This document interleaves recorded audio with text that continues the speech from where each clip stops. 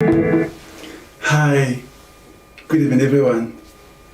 Tonight is another opportunity for us to have this legal hour program as I've previously announced in my intro. We are going to have immigration discussion tonight. Obviously, whenever I come to this studio, I come here to discuss topical areas of the law, issues affecting individuals or people, and obviously there is a common trend. A lot of people are currently being granted bail conditions. Some of them stop them from working, some for various reasons they are giving bail. Some of those bail conditions are even unlawful. So the topic for tonight is, does your bail condition stop you from working? So essentially, I'm going to look at bail conditions. But of course, I cannot look at bail without looking at detention. And I'll look at various areas of the law that cover these bail and detention conditions. And there are some of you who have been subjected to some of these bail conditions which are quite clearly unlawful. And there are judicial remedies for you. When I mean judicial remedies, it means that some of you could even be entitled to compensations.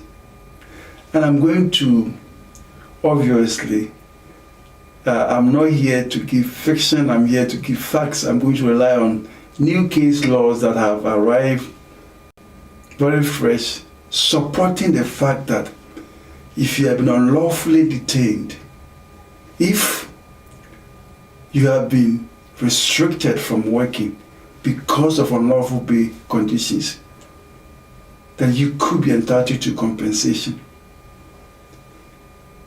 So tonight I'm going to take my time to gradually explain some of these remedies to viewers.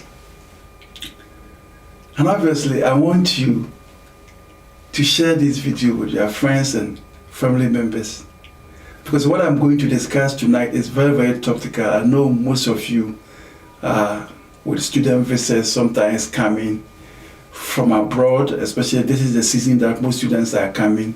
You get stopped and then your papers are retained and then you are given bail conditions.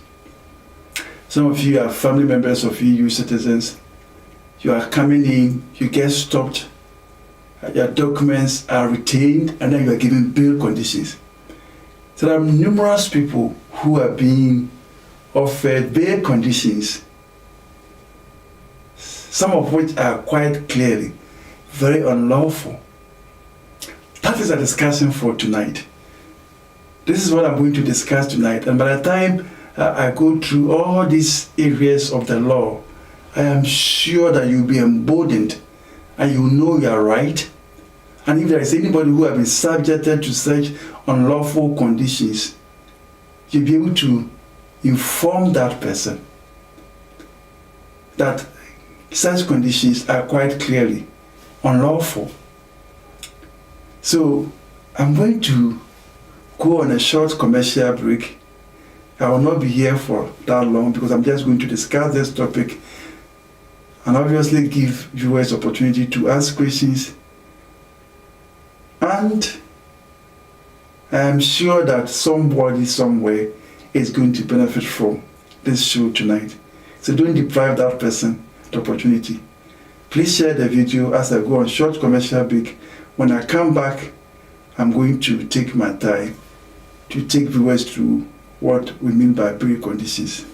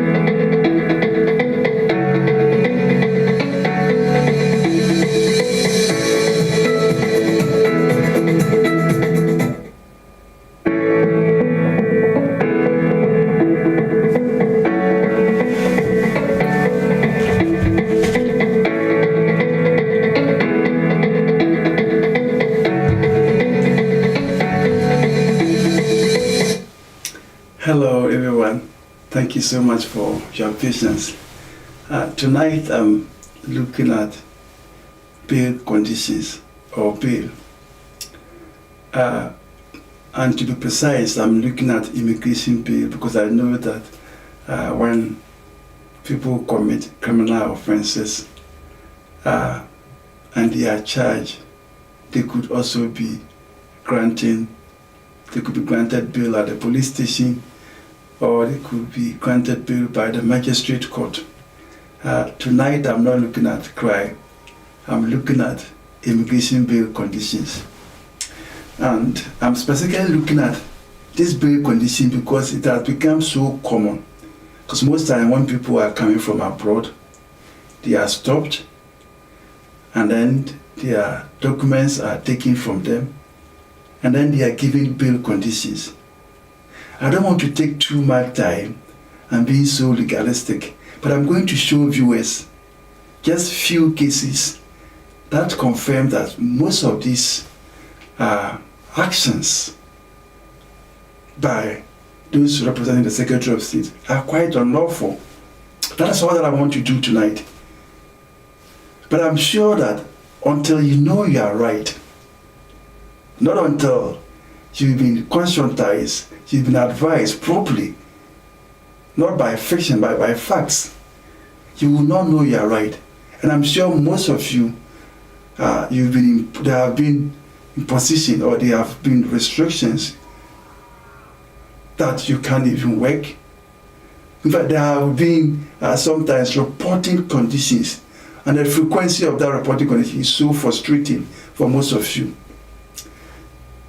And if you know anybody who is in that situation, could you kindly invite that person, because I'm going to give this free legal advice that is going to set that person free. Now, when we say bail, I've already specified that I'm not looking at when people have committed criminal offenses and they are given bail either at the police station or at the magistrate court.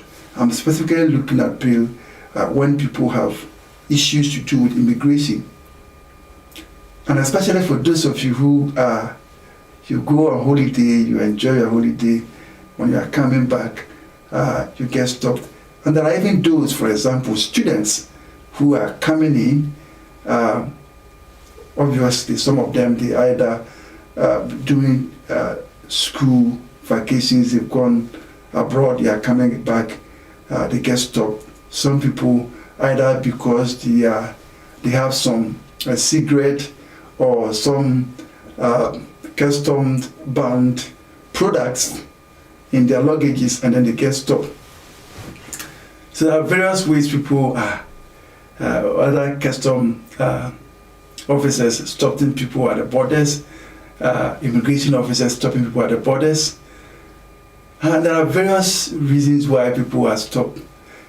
But when people are stopped, something does happen. And normally 3 things happened.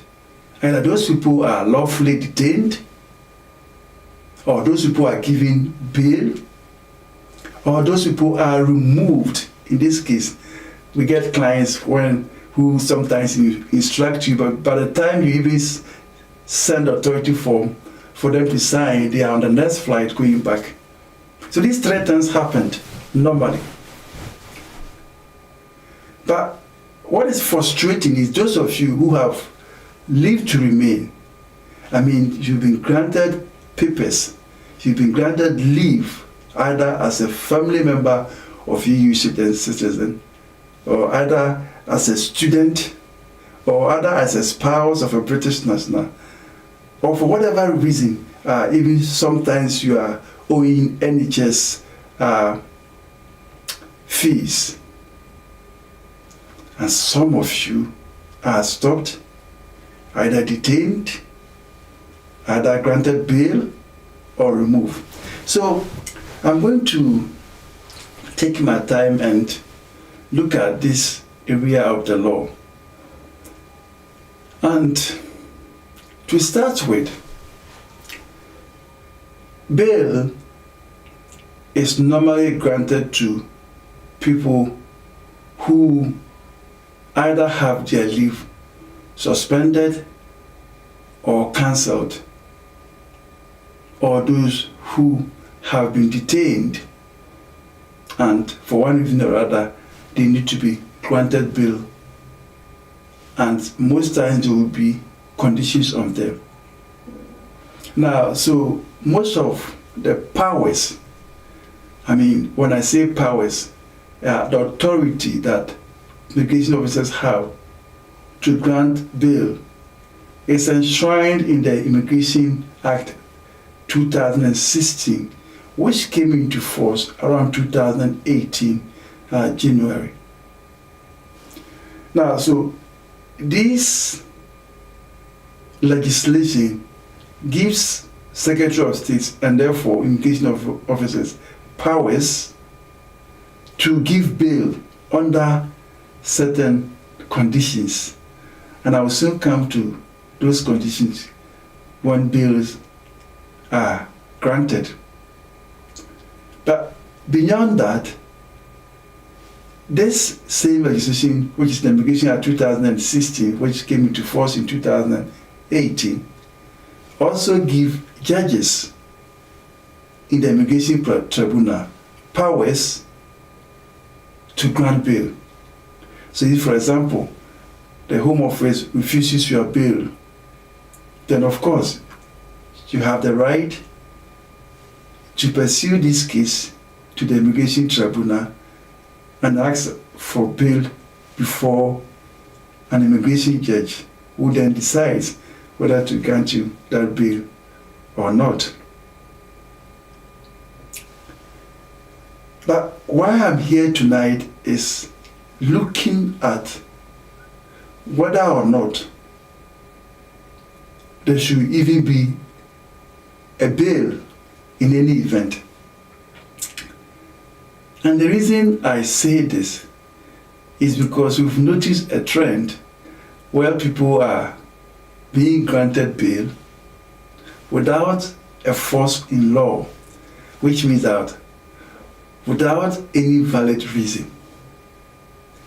Because the powers enshrined in the Immigration Act 2016, which came into force 2018, specifies grounds or reasons or conditions under which a bail can be granted,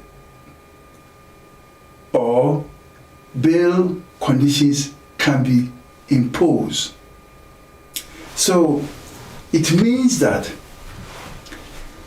it is not always the case that people will have to have their documents retained by immigration officers at the border, and then they issue bail, sometimes invite people to come and report, sometimes invite them to come for an interview. But of course, some of these decisions is like putting the cart before the horse. There needs to be something that gives them that power to do it. And therefore, it is not everybody that should suffer the restrictions of bail conditions, which are quite broadly or blatantly being imposed on most of you. And it is for this reason that I'm taking my time gradually to make people aware of their rights, because city law solicitors, we are here to fulfill our corporate social responsibility to the public. And that is why we do this every Tuesday and Thursdays. And we do these things in English on Tuesday, so that quite broadly people can know their rights. And I know that some people who are of different school of thought and feel that we are giving so much information to the public for them to know their right. After I've done some of these shows, they send some messages. But of course, I am doing this within the confines of the law. And I'm doing this because I'm a solicitor of England and Wales. And I'm doing this because still solicitors, we have corporate social responsibility to fulfill to the public.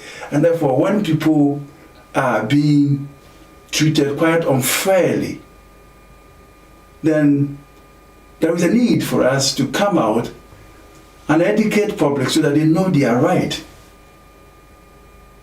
And that is why the law is there. Because obviously, there is an Immigration Act 2016 which gives powers. But of course, that power does not mean that each and every single person who travels and coming back after enjoying holiday should be detained and be granted bail. And soon I will let people know why that is not right. It is not right because it is not based on the law. And any action taken outside the confines of the law becomes unlawful. And quite clearly, when you are looking at, I don't want to be too legalistic, but sometimes I'm tempted to explain these things in detail so that people can understand it quite broadly. When an individual is acting in a public office, and in this case, what I mean by acting in public office is, for example, a Home Office official, immigration officer, acting on behalf of the Secretary of State. They are given these powers under the Immigration Act 2016. And if they don't exercise these powers properly, then there is what we call misfeasance in public office, which is when someone acts improperly, inappropriately, with the powers that under his control or her control. So the fact that they have these powers does not mean that they can exercise those powers anyhow. It does not mean that every single person that has gone on holiday and is coming back should be stopped and detained and be granted bail. Because that's not what the law dictates.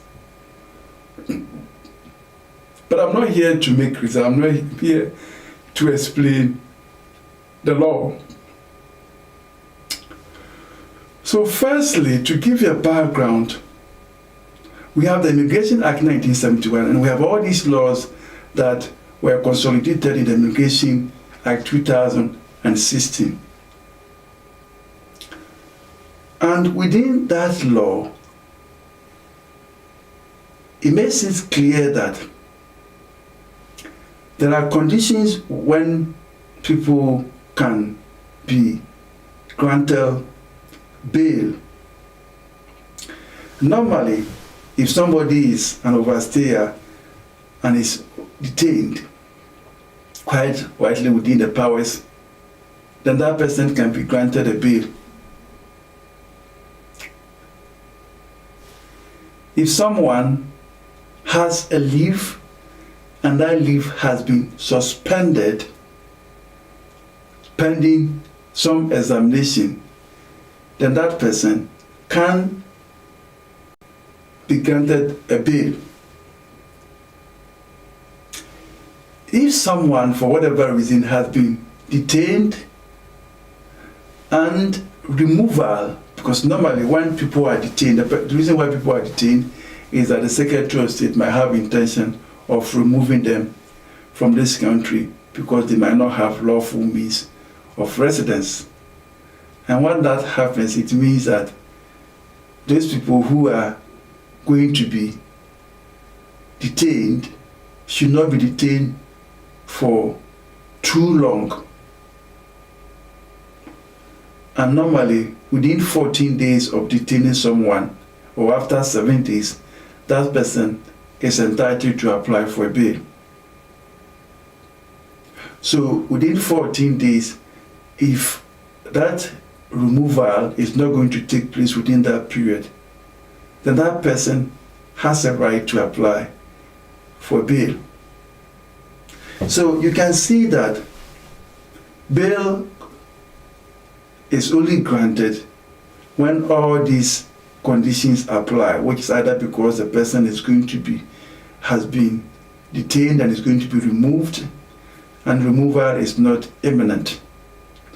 And because removal is not imminent, which is removal is not going to take place very soon or the near future, it means that you cannot hold that person indefinitely without a specific date in mind that person. So it means that that person should be considered for a bail. And obviously when bail is granted, there are conditions. Some of the conditions may require the person to phone in maybe every week at a particular time.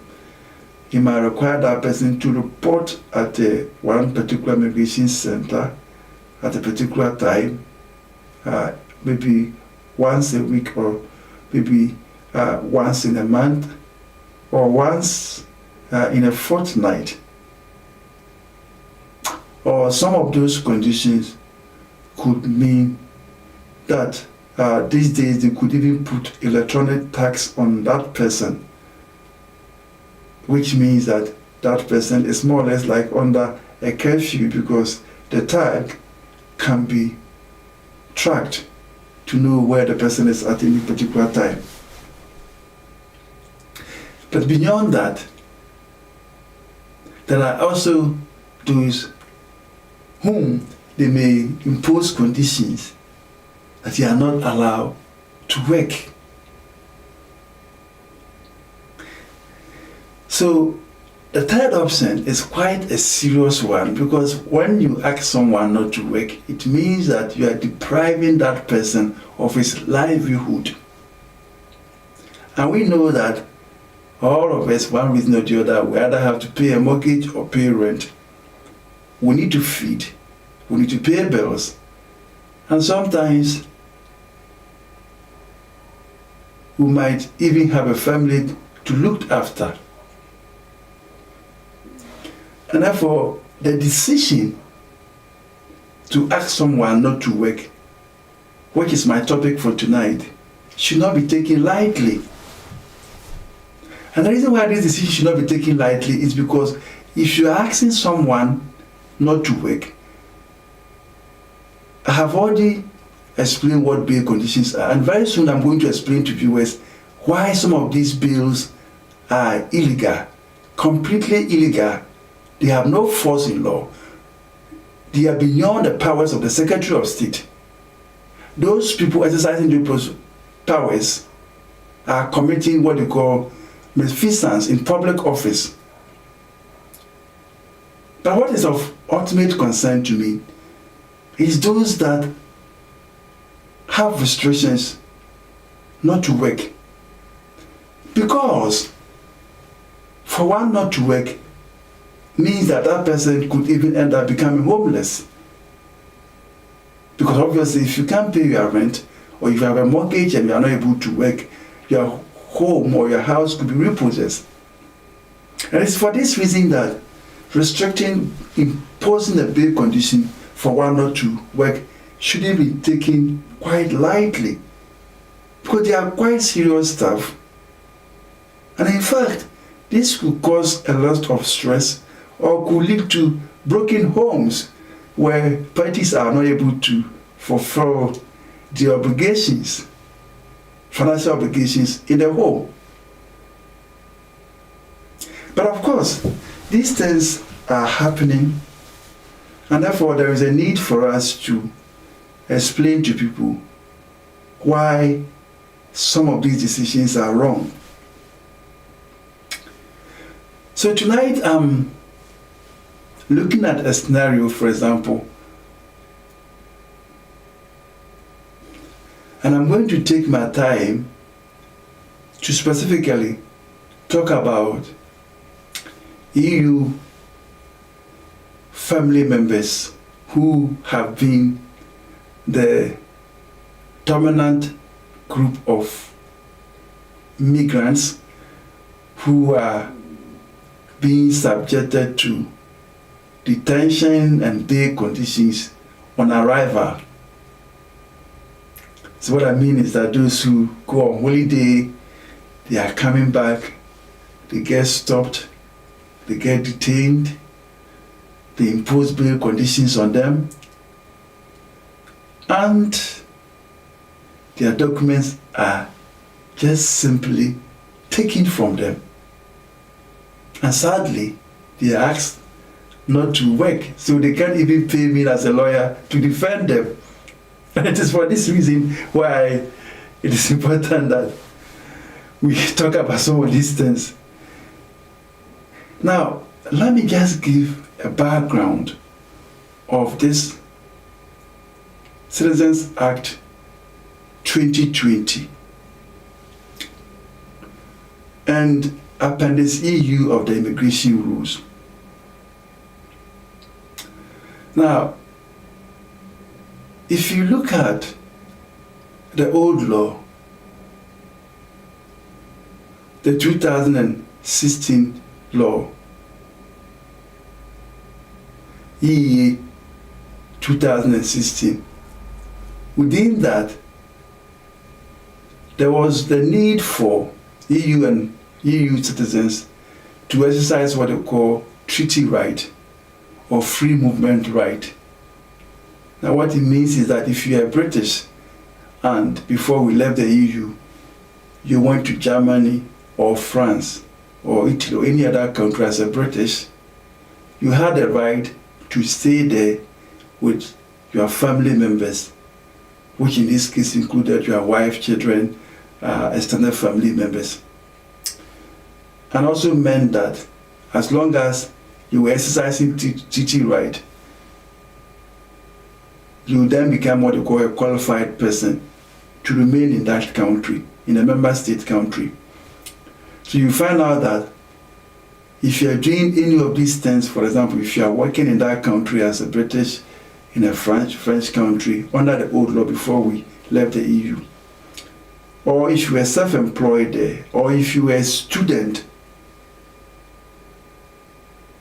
and had private medical insurance, or you were self-sufficient, which means that you had enough funds to look after yourself without recourse to any public fund, then of course you were allowed to stay there with your family members. And the converse, which is the opposite, was the fact that we had East EU citizens from Germany, Italy, and all other countries also coming to the UK to exercise the same free movement right, either by working that so that they could maintain their families here in the UK. And during those times, if your family member was not exercising treaty right, which is the person you are dependent on to live in this country as an EU family member, then you didn't have the right to continue to stay here. So you find out that when people were coming from abroad, there was a need for these people to be cross-examined or to be examined to find out whether the person they are relying upon as EU person is still living in the UK and working or exercising treaty right. Then under those circumstances, if those people were no longer working or exercising treaty right, then you as the family member, depending on that person, did not have the right to be in the UK. And this was the case for a long time, and therefore it was quite lawful for people to be stopped when they were coming from holidays. And sometimes these people were given bail conditions. But let's move to the new law, what is the Citizens Requisition Act 2020 and the Appendix EU. Now, most of these legislations or EU regulation 2016 has been superseded. That means that it's no longer in force. It can no longer be used as a law against anyone. But what people should take note is that anyone who have been granted pre-settled status, either as EU person or as a third country national, being a Ghanaian, Nigerian, that person, in the past, we had this Regulation 3, which says that if you didn't work continuously for 6 months, then there is what they call break of continuity of residence. It means that you have to start again because you didn't have the right to live here until you started working again after 6 years of 6 months of not working. Now, when you look at the current Appendix EU, quite clearly, even those who have been granted what they call pre-settled status under the new law, they have the right not to work, and in fact, there is no requirement for them to work other than to show that they are living here by showing proof of address. And in fact, most of these people granted pre-settled status or limited leave to remain are allowed to be away for up to 2 years without having any effect on their leave to remain. So it means that it's quite generous for those of you who have indefinite leave to remain under the immigration rules. Even when you stay abroad continuously for 2 years, you have to come back as a returning resident. Someone who have pre-settled status have the same right to be away for up to 2 years. Beyond that, then of course that person may have to come back in a different category of visa. But as long as that person have not been away for up to 2 years, that person's leave continue to be valid. And therefore any family member, depending on that person, has the same right to be here, whether the main sponsor is working or not. And for those who have indefinite leave to remain, quite clearly, they have the right to be away for up to 5 years if that leave was granted, what they call settlement, was granted under the Appendix EU of the immigration rules.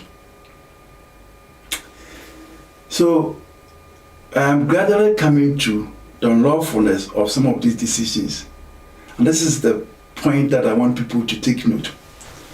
So I have already explained that under the old law, there was a good reason to stop someone, whether a EU person or a family member who was coming from abroad, to examine that person, whether the main sponsor whom he relies on to stay here is still a qualified person, namely working, self-employed, student, or self-sufficient. If that person didn't do any of these 4 things, then the dependent had no right to be here. And therefore there was a good reason to stop those people and ask them to produce their sponsors.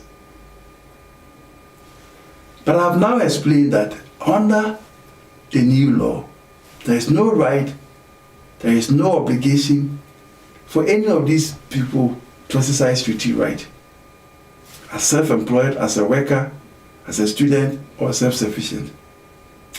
So the question is, why must you then stop someone if that person is coming back from holiday?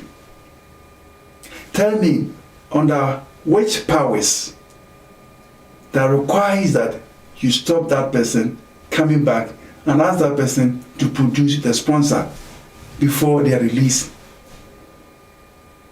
So quite clearly, there is quite unlawful reason for that person to be detained in the first place, and to the extent of even being asked to produce the sponsor.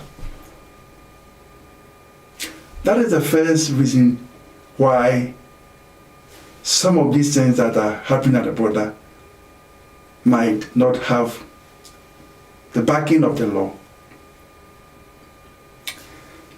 But having said that, and this is gradually coming to this whole program, which is, if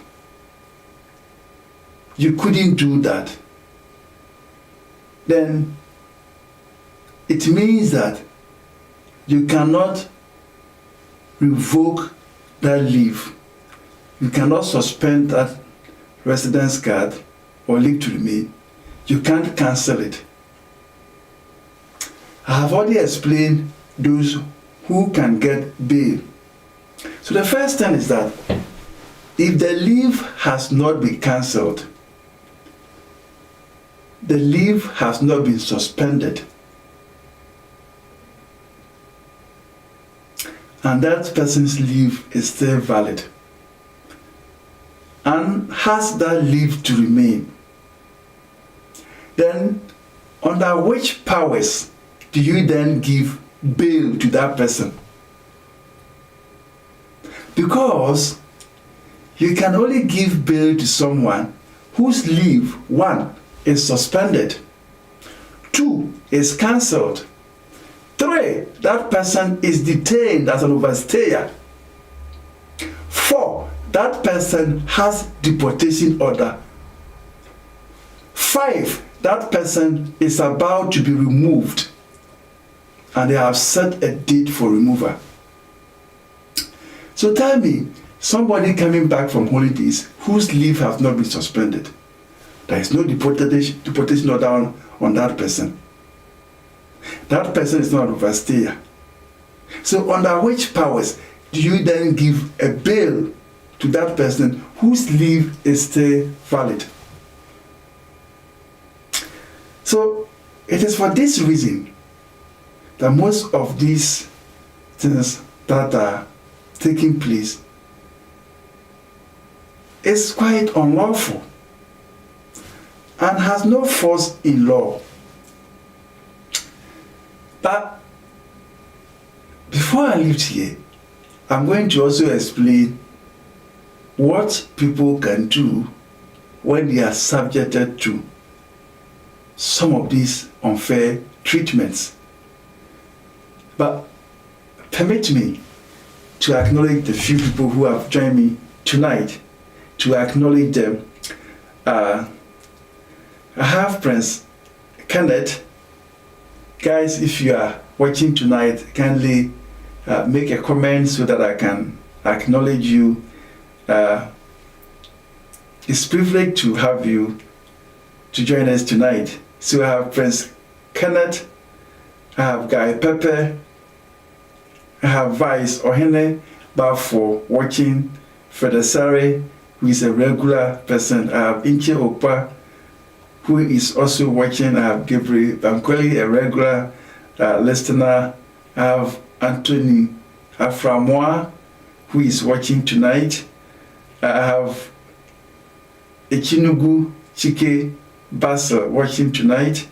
I have Akuswa Mansa, who is watching. I have Tola Pimpon, who is also a regular person that always joins us on this show. I have Nana Owusua, who is watching. I have Tola Pimpon is a good evening lawyer.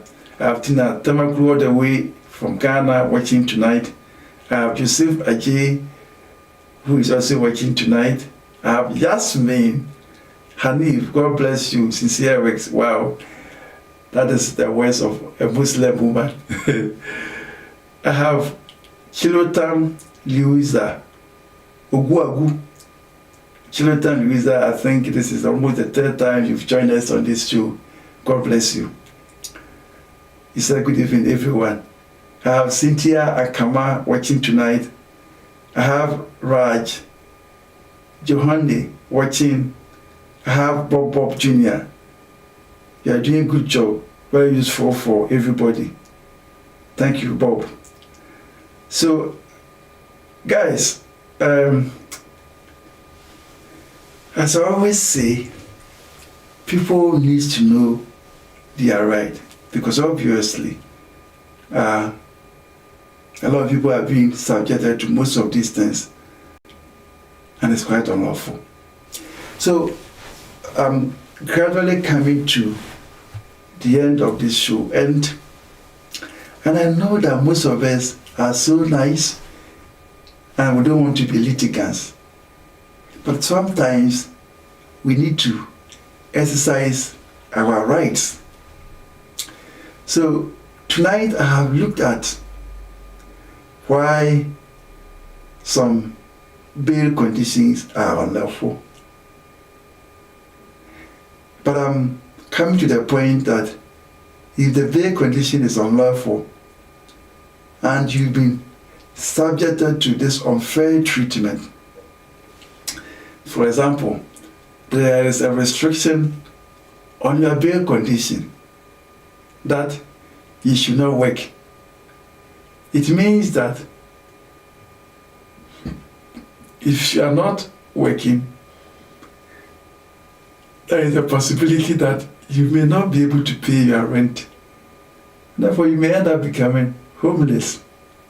You may end up having a broken home because you might not be able to take care of your wife or your husband.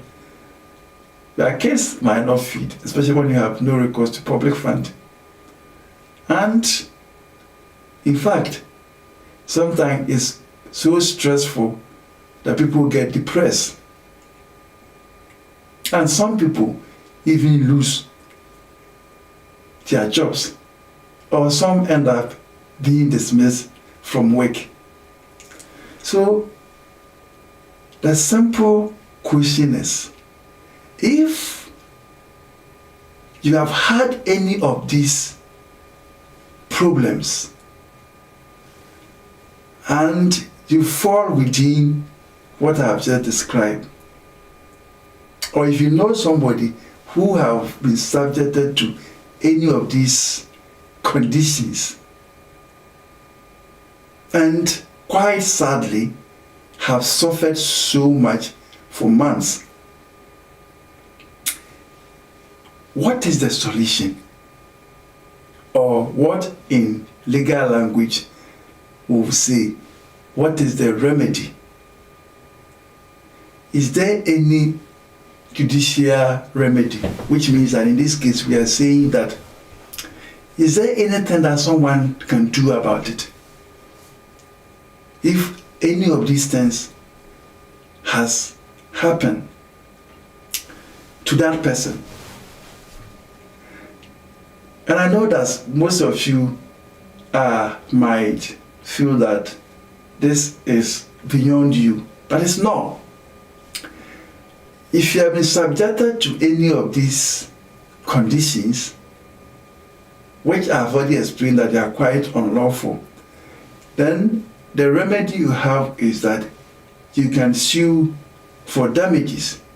And I'm going to explain a new case law that has just been promulgated, or a new case law that have just come up, which is similar to what I've just discussed. Yusuf Abubakar. This is someone who, during the COVID period, was detained. He was meant to be given bail. Normally, under certain circumstances, if people have the right to be granted bail and they have nowhere to go and live, or if there is advice from probation service, which is MC Chaka, saying that this person should not leave their home because of the fact that the nature of the offense they committed may not allow them to live in that vicinity, or for whatever reason they can't provide accommodation for themselves, but they are entitled to bail, then the Secretary of State, which is the government, should provide them an accommodation. And in this case, this person was eligible for this accommodation. He was continuously detained during this COVID period that have just passed.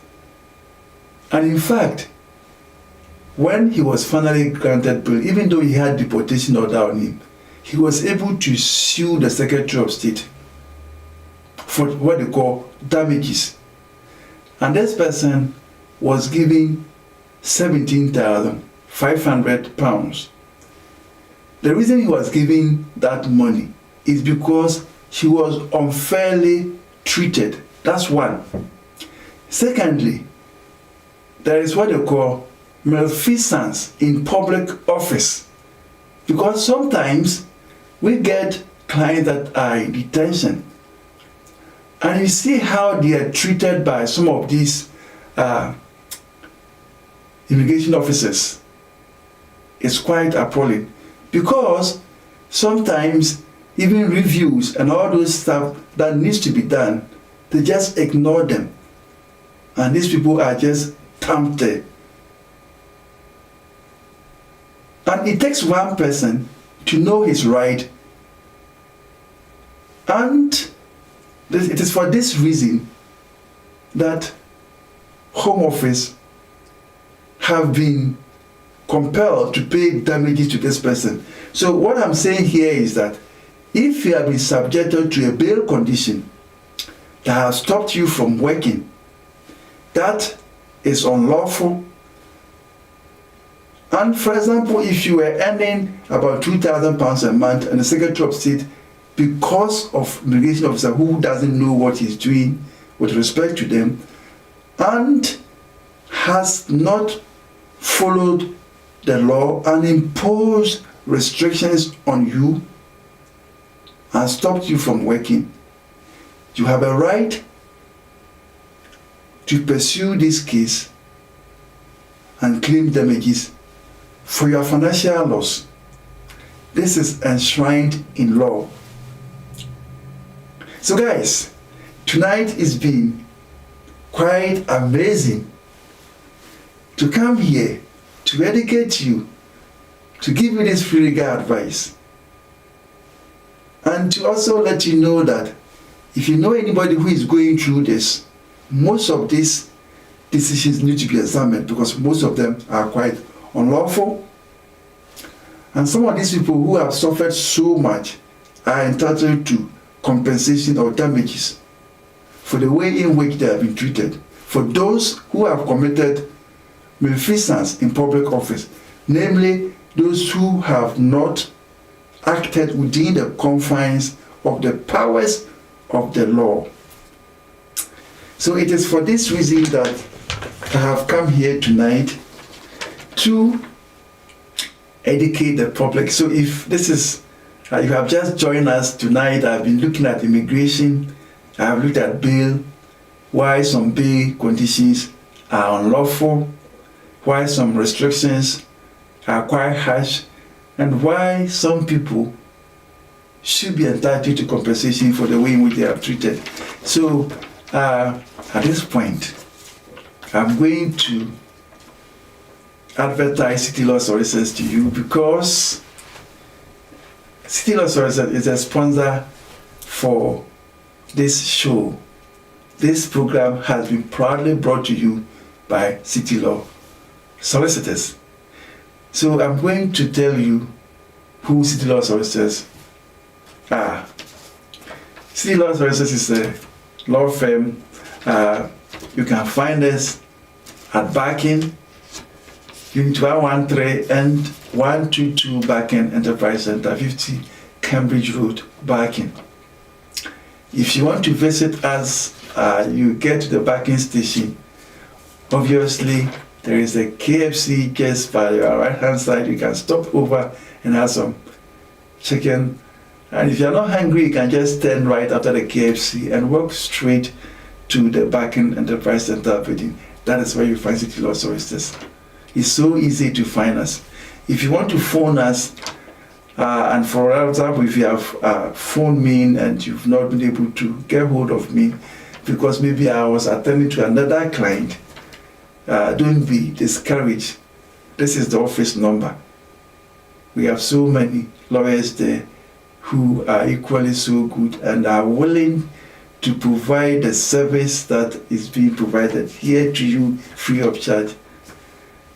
But the office number is 02033550782. Please write this office number. If for whatever reason there is an urgent matter, don't hesitate to call the office number 02033550782. Now, whilst I'm doing that, if anybody has a question, I've put the phone lines on the screen. The phone lines are on. You can call in to make a contribution. You can call in to ask a question. And I'll be here to help. I always say that I am not a pharmacist. I cannot give prescription to you. I am not a doctor to make diagnosis of what you are suffering from. I am not a mediator or counselor to build your relationship, but there is one thing for sure: I know the law. And that's why I'm here tonight, to educate the public.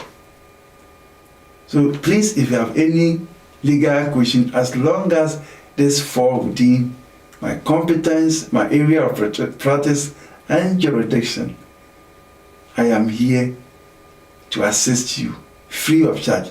This program is about you. It's about making law affordable. It's about helping you to know your right. So you can phone the studio numbers, which are already on the screen: 0793 293 4518, 0793 293 4518, or 0744 033 8623. Those are the studio lines. I've already given you the office number. That is the number that you call when I have left the studio. And if for whatever reason you need legal advice, that number is 020 33 55 0782. Now, as I was saying, City Law Solicitors, we specialize in numerous areas of law. First, we specialize in immigration, and that is why I'm here tonight, to educate the public about their immigration right. Their right to bail, their right not to be restricted from working, their right not to be imposed conditions, restrictions, frequency of reporting conditions, because we specialize in immigration law. So if you have any immigration problem and you want a lawyer to assist you, you are always welcome to City Law Solicitors. We are willing and capable to assist you to resolve your immigration matter. Employment law: you have been unfairly dismissed, if you have suffered bullying and harassment at the workplace, if you have been discriminated because of your race, your color, because you are pregnant, because of your disability, or because of your protected characteristics, City Law Solicitors, we are here to defend you, and we do most of these cases on no fee basis. So don't be discouraged. We'll help you to get that compensation that you deserve. Family law: we are family law accredited. Last week we had a family law. We discussed how people have right to pension sharing order and pension offsetting under the family law, and especially when their relationships are broken down irretrievably and they are going on their separate ways. So we are here if you have a family law matter, if you're going through divorce, for example, and you want someone to assist you, we are here to assist you. If, for example, you are not having contact with your child or your children and you want contact, child arrangement order in place, we will assist you. Domestic abuse is now a serious criminal offense. If you are defending any non-molestation occupation order application and you want us to defend you, we'll do that for you. On the other hand, if you have suffered domestic abuse at home and you want us to help you to make application for non-molestation order, occupation order, which is the one that stops that person from using certain words against you, harassing you, sending you unnecessary text messages that boils your blood, we'll be here to help you to do that application. Personal injury and clinical negligence, If you had an accident that was not your fault, we'll also be here to help you. Commercial disputes and civil litigation. Some of you people have kept your money, they've owed you for years and they don't want to pay. We can help you to collect that money from that person who is owing you and tossing you about. Housing law, if your house is in disrepair state, landlord have not fulfilled their duties, we can also assist you. Consumer law, if your insurance has refused to pay off, if whatever is being your bank account is being suspended or closed, we are here to assist you. So guys, CITI Law Solicitors is here for you. CITI Law Solicitors is a one-stop center where all your legal needs can be met one time, just one time. So if you have missed any of the programs I've done tonight, it's going to stay on the CITI Law Solicitors platform. We have the YouTube channel CITI Law Solicitors. You can also watch it there. And obviously my own personal profile, Thomas Bebon, this video will still stay there. So if you find this program quite insightful and quite educative and beneficial, you can watch it again or share it with your friends and family, especially those who are going through all these restrictions, those whose papers have been taken away from them and are weeping, those who have been imposed bail conditions. This program is for them. So share with somebody, and I'm sure that you are going to enlighten someone about his right. It's been so nice to have you on board tonight. I'm so grateful for all of you who have joined us tonight. And I can only ask that God give you immense blessing. God bless you. Thank you so much. And for those of you who have lastly joined, I say I want to acknowledge you. I have Cynthia Koma, I have Akwesi Nana Chire, who has joined us. Rebecca Mansa, thank you so much. I have Yaro Man. Yaro Man is also working, and Bob, whom I've already acknowledged. God bless you all, and I'm so grateful to you. Thank you so much. God bless you.